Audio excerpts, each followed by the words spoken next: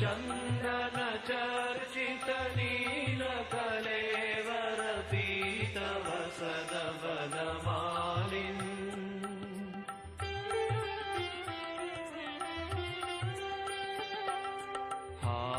हारममलतर तारमुरसि दधतं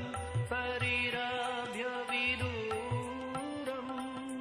स्फुटतर फेन कदम्बकरान्वितमिव Yamuna जलपूरम्